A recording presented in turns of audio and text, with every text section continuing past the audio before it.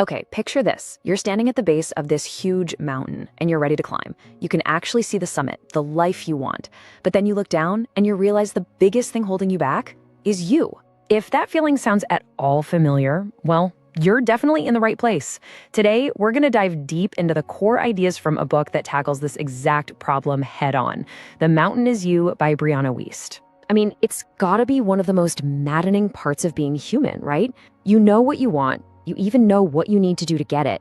So why on earth do we so often become our own worst enemy? Well, the story we usually tell ourselves is that we're just lazy or we lack willpower.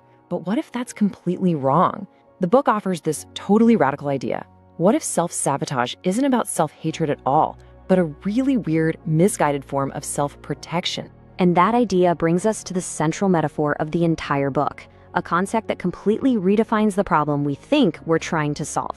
As Brianna Wiest puts it, this mountain, it's not some external thing like a tough boss or a run of bad luck. No, it's the block that's literally between you and the life you want. And it's built out of things inside of us, our conflicting needs, our deepest fears, and all those old, outdated ways of coping that we've been carrying around for years.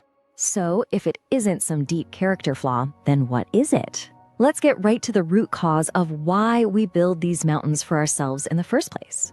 Okay, this is where everything starts to click. The book defines self-sabotage not as an act of hating yourself, but as an unconscious need that is absolutely screaming to be met. And we're just fulfilling it with a really destructive behavior. Think of it like a check engine light for your soul. It's a symptom, not the actual disease. You know, the famous psychologist Carl Jung said it perfectly. All neuroses are substitutes for legitimate suffering. He even realized his own fainting spells as a kid were just his mind's way of creating a smaller physical problem he could deal with to avoid the much bigger, scarier emotional pain of not fitting in at school. And this basically breaks down into four main roots. First, you've got that maladaptive coping, creating a distraction just like Jung did. Then there are irrational fears. You know, like when a totally legit fear of losing control makes you terrified of flying, even though driving is way more dangerous.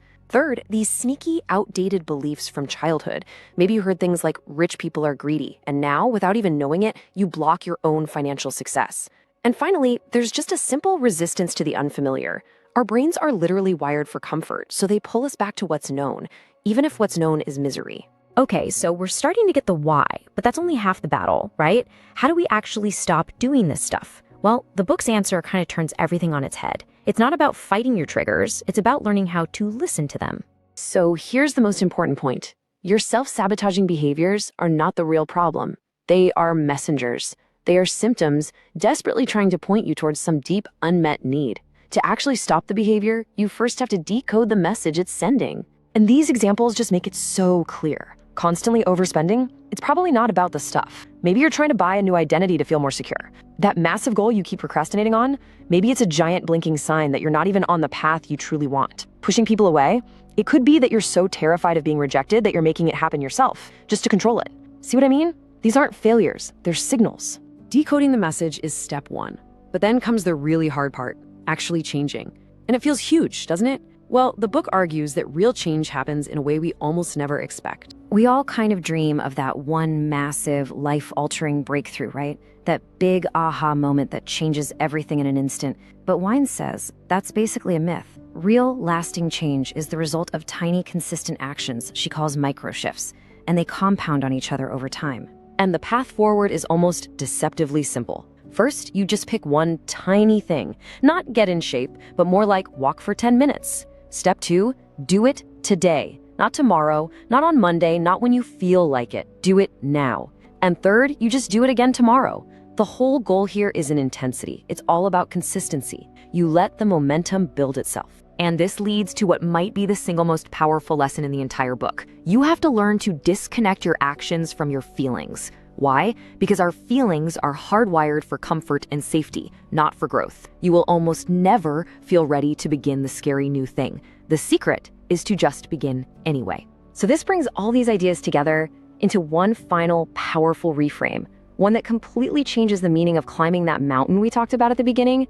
As Wiest writes, in the end, it is not the mountain that you must master, but yourself. The entire journey, it turns out, was never about conquering some big external challenge. It was always about understanding and then mastering your own internal world. So you see, transforming self-sabotage isn't just about getting out of your own way so you can achieve a goal. It's actually a path to becoming a completely new version of yourself. And that leaves us with one final, really important question to think about. The person you'll become by climbing your mountain, who is that?